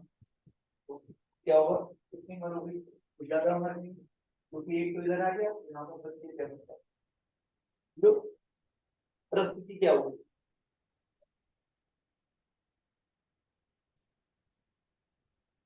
हेलो, आवाज नहीं आ रही है आपको? चलिए आप सुन लीजिए। 8वें घर के अंदर ये ग्रह बैठे, और अभी कोई ज्यादा उम्र की बात नहीं कर सकते, तो ऐसी स्थिति में क्या हो गया कि कहते हैं कि 12 साल तक बच्चे के बारे में कोई ज्यादा बातें जाननी नहीं चाहिए, पर कुछ परेशानी विशेष हो तो उसके बारे में जाना जा सकता है। और यहाँ पर सिर्फ इनको थोड़ा सा भोजन के बारे में ध्यान दे बच्चे के, जो भी है। अब इस कुंडली में देखिएगा कि क्या राजयोग बनाने के लिए चंद्रमा बुध का संबंध होना चाहिए, क्योंकि 9th 10th लॉर्ड है, तो चंद्रमा का बुध के साथ कोई संबंध नहीं है। 10th लॉर्ड जो चंद्रमा है, प्रोफेशन का मालिक है, उसे केंद्र अधिपति दोष लग गया कि वो शुभ ग्रह बन जाए तो शुभ फल नहीं देगा। और इनका जो जन्म हुआ वो ज्येष्ठ मास के शुक्ल पक्ष की सप्तमी को जन्म हुआ। इसका मतलब ये हुआ कि चंद्रमा मध्य बली है, तो अच्छा ज्यादा अच्छा फल नहीं देगा, सामान्य फल कर देगा। और उसका संबंध जो है वो छठे घर के बीमारी के घर के मालिक के साथ बन रहा है, तीसरे घर का मालिक है हिम्मत मसले के साथ बन रहा है ना। तो जुपिटर इस लगन के लिए अच्छा ग्रह नहीं है, तुला लगन के लिए और वृषभ लगन दोनों, शुक्र के दोनों लग्नों के लिए जुपिटर अच्छा ग्रह नहीं होता, तो कष्टदायी ग्रह बन जाता है ये, है ना। तो ये कोई अच्छा योग नहीं बना, तो इन्हें चंद्रमा की भी पूजा करानी चाहिए, क्योंकि वो ग्रहणी युक्त हो गया। और यहाँ पर शुक्र ग्रह को भी मजबूत करना चाहिए इन्हें, तब जाके कुछ अच्छी। वैसे तो ठीक है, कुंडली नॉर्मल है, क्या पर केंद्र खाली होने से कोई भी चीज आसानी से नहीं मिलती। कुछ भी हो जीवन में, परेशानियां आती हैं आती हैं। तो इस प्रकार से आप जब भी कोई कुंडली देखना चाहेंगे, तो आप कोई भी योग को देखेंगे तो आपको ऐसे दिखाई देगा। और आपका कोई सवाल है तो मुझे बताएं, उस विषय पे मैं चर्चा करूं।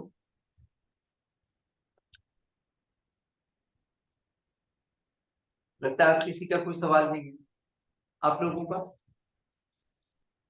केंद्र में मंगल, केंद्र में मंगल इसी कुंडली में और दूसरी कुंडली देखे तो कौन सी कुंडली है वो? कौन सी कुंडली है दूसरी जिसके अंदर केंद्र में मंगल बैठा हो? देखिए मंगल बैठा हुआ हो केंद्र में तो कोई खराब नहीं है, लेकिन उसके पास लॉर्डशिप कहाँ की ये डिपेंड करेगा कि वो मालिक कहाँ का है। कोई भी कुंडली आप बनाए, बताओ कोई भी कुंडली।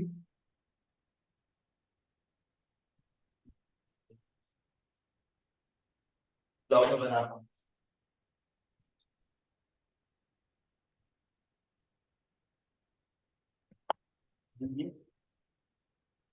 क्या लगन है? 2 नंबर का लगन है जी।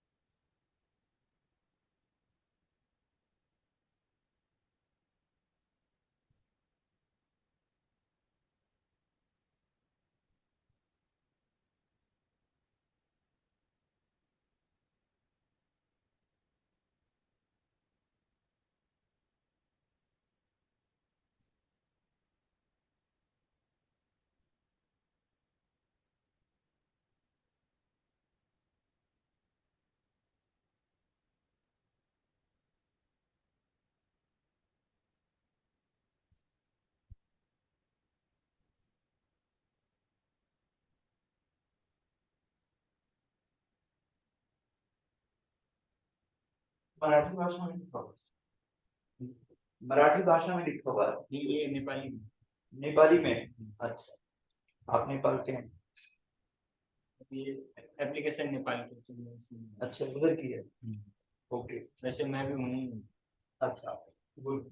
तो अब आप इस कुंडली में जानना चाहते हैं, ये इस कुंडली को देखें आप, टॉरस लगन की कुंडली है, वृषभ लगन है। तो वृषभ लगन में सबसे खराब ग्रह कौन सा है? आपके पास जो है जुपिटर है। दूसरा ग्रह कौन सा है? मून है। मून एंड जुपिटर टॉरस लगन के अंदर सबसे खराब ग्रह हैं, जो आपको लिख के दिया गया है। अब यहाँ पर इनका ये सवाल है कि ये मंगल क्या करेगा। तो मंगल कहाँ का मालिक है इस कुंडली के अंदर? 12वें घर का मालिक है और 7वें घर का मालिक है। 7वें घर का मालिक होने से मारक माना जाएगा। पापी ग्रह पाप नहीं करेगा, केंद्र अधिपति दोष लग गया। 12वें घर का मालिक होने से क्या हो गया? न्यूट्रल है। जिन ग्रहों के साथ बैठेगा, जिनसे संबंध करेगा, वैसा ही फल करेगा। अब यहाँ पे मंगल किससे संबंध कर रहा है? कोई भी ग्रह मंगल को नहीं देख रहा, मंगल भी किसी को नहीं देख रहा, पर मंगल 10th हाउस में बैठा हुआ है, तो बहुत बलवान ग्रह है ये यहाँ पे। क्योंकि मंगल के पास जो एक तरह से हर ग्रह का एक डायरेक्शनल फोर्स होती है, तो मंगल के पास ये वाली ताकत है यहाँ पे। तो मंगल 10वें घर में बली होता है। जानते हो इनको? कौन है? दोस्त। तो इसके बारे में मैं एक तो बात बताता हूँ आप, पर पहले कुंडली का विश्लेषण समझिए। जो तीसरे घर का मालिक है, इनका काउंसलिंग का मालिक, वो मृत्यु के घर में बैठ गया जाके। एक पापी ग्रह था तीसरे घर का मालिक चंद्रमा, और वो फिर पाप भाव में बैठ गया, तो खतरनाक स्थिति बन गई। और सूर्य से कहां पर चला गया? वो 9वें घर में। सूर्य 12वें घर में, वो 9वें घर में, सूर्य 1 में, तो 9वें घर में, तो 9वें घर में चला गया। अब आप देखिए कि जो तीसरे घर का मालिक 9वें घर में बैठ गया, वो संबंध किससे कर रहा है? योग कारक ग्रह से, मंगल से, वो शनि से। शनि को देख रहा है, शनि उसको देख रहा है। Shani 9th and 10th Lord है। शनि सबसे ग्रह बढ़िया ग्रह है इस कुंडली के लिए। तुला लगन में और वृषभ लगन में शनि सबसे अच्छा ग्रह होता है। जो भी हम तुला लगन की 4th एंड 5th लॉर्ड था, इसके अंदर क्या हो गया? 9th एंड 10th लॉर्ड है। अब मंगल किसको देख रहा है? लगन को देख रहा है, और लगन का मालिक फिर अपने से 12वें घर में चला गया। और संबंध किसके साथ कर रहा है? वो चतुर्थेश के साथ। इसका मतलब ये हो गया, इसके पिताजी सबसे बड़े हैं?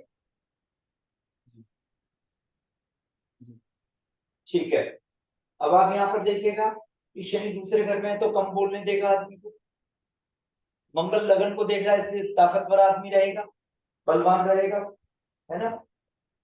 किसी भी बात को समझने की क्षमता बहुत होगी, तर्क वितर्क बहुत करने की आदत हो जाएगी। इसे हम मंगल 10वें घर में होता है, तो एक सामान्य बात की जाती है कि चींटी के घर राजा, अर्थात इनके पिताजी कमजोर आदमी होते हैं, और जब ये बच्चा पैदा हो जाता है तो उनकी फाइनेंशियल कंडीशन बहुत बढ़िया हो जाती है, और पहले से थोड़े बहुत अमीर होते हैं तो और अच्छे अमीर हो जाते हैं। ये एक बात होती है। चंद्रमा 8वें घर में हो तो अच्छा नहीं होता पढ़ाई लिखाई के लिए, सेहत के लिए अच्छा नहीं होता, है ना, क्योंकि चंद्रमा यहाँ पे खराब हो गया है। अब बुध ग्रह को देखिए, बुध ग्रह कुंडली में नीच हो गया, मीन राशि में होने के कारण, तो बुध ग्रह की खराबी हो गई।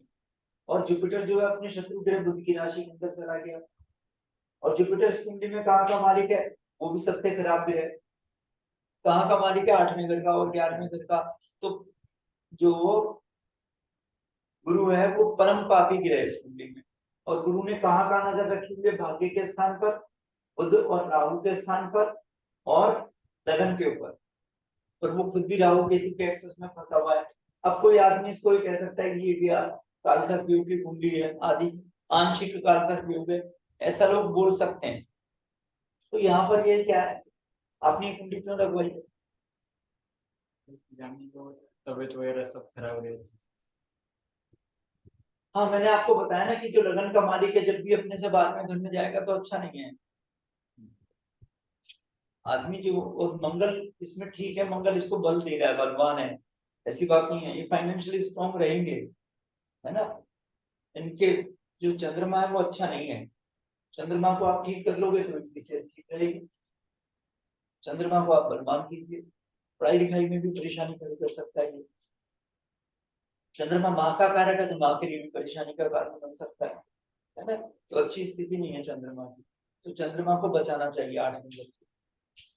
पर कुछ कर नहीं सकते ना, ये तो आई है। और बुध ग्रहण की कुंडली में जो दूसरे घर का पांचवें घर का मालिक है, पांचवा घर विद्या बुद्धि और संतान का मालिक है, वो क्या है, नीच हो गया मीन राशि के अंदर जाने के बाद, राहु केतु के एक्सेस में फंस गया, तो एक अच्छा ग्रह नहीं बना।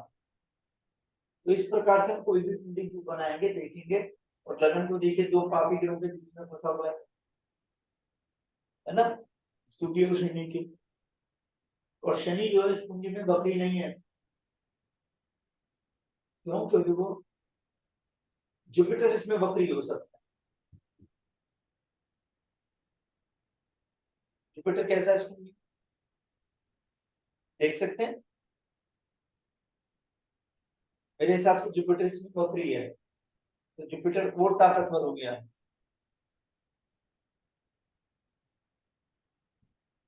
देखो जुपिटर जब पांचवें घर में होता है ना, तो घर में या घर के आसपास कोई टीचर होते हैं, स्कूल होता है, कोई ना कोई ऐसी चीजें होती हैं, है क्या इनके कॉलेज ठीक है? कोई टीचर तो नहीं है? मतलब फैमिली में नहीं, कजन्स में कजन्स में। कजन्स और घर के आसपास भाभी टीचर हो, भाभी टीचर है इसमें, ठीक है? तो गुरु यहाँ पे प्रभावशाली है बहुत। अब गुरु राहु केतु के बीच में फंस जाए तो इसे क्या चंडाल योग भी कह सकते हैं, तो ये योग खराब हो जाता है, ऐसा मान लेते हैं लोग। समझ आ गई आपको मंगल ग्रह की क्या है? वो मार्केश है, ये मान के चलो, हानि पहुंचाने वाला ग्रह 10वें घर में बैठा है। 10वां घर क्या होता है? प्रोफेशन का। मंगल क्या है? मिलिट्री, पुलिस, सेना, इनसे संबंध रखने वाली बातों के बारे में। तो इस प्रकार से कोई भी कुंडली देखेंगे तो आपको अंदाजा लगेगा। पर केंद्र में जैसे भी हमने कुंडली देखी थी, जो पहले देखी थी, उसमें केंद्र में कोई भी ग्रह नहीं था। तो केंद्र में कोई भी ग्रह नहीं होता तो उसको हम ये समझते हैं कि वो कमजोर कुंडली हो जाती है। कोई ना कोई ग्रह केंद्र में होना चाहिए तो बढ़िया होता है। बाकी तो फिर दशाओं के ऊपर बात आ जाएगी कि किस ग्रह की दशा चल रही तो कहाँ के फल देगा। चंद्र को बढ़िया करना है तो फिर क्या करना पड़ेगा? कुछ नहीं, चंद्रमा के बीच में भी पूजा करा सकते हैं। क्या करते? पढ़ाई करते, पढ़ाई कौन सी क्लास में? क्या first year second year civil में? ठीक है, पढ़ाई में भी इसके रुकावटें रहेगी। पढ़ाई भी ज्यादा खास नहीं है। वो क्यों? क्योंकि चंद्रमा खराब हो। पढ़ाई में भी ये कि मतलब कॉलेज का भी पढ़ लूँ फिर बाहर से और कुछ भी पढ़ लूंगी, ऐसा होता है। ठीक है, मतलब एक जगह फोकस नहीं होता पढ़ाई में। होगा नहीं, चंद्रमा खराब है। चंद्रमा को थोड़ा सा ठीक करोगे ना तो अच्छा हो जाएगा। चलिए, कोई सवाल है तो बताइए, और नहीं तो फिर अगली बार क्लास के अंदर ना हम सिर्फ जो भी बातें पिछले समय से अब तक हम करते आए हैं उस विषय पे करेंगे कि कोई कुंडली हमारी खराब है, कैसी रह गई है, इस विषय पे चर्चा करेंगे। तो जो नियम दिए गए हैं उनको एक बार देखिएगा। जो ये सारांश है पूरी किताब का, कुंडली का जो भी कुछ आपको पढ़ाया गया है, तो देख लीजिएगा एक बार वो, तो फिर बात करते हैं इस विषय पे, ठीक है? तो कोई सवाल है किसी का? ओके, ठीक है। आज किसी का कोई सवाल नहीं तो क्लास को समाप्त करता हूँ। ठीक है, प्रणाम, नमस्कार सबको, नमस्ते। हेलो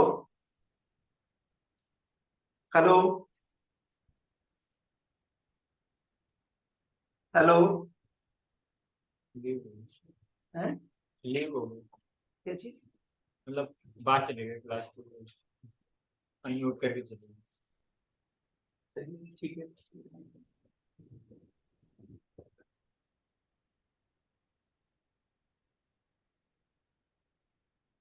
क्या होता है कि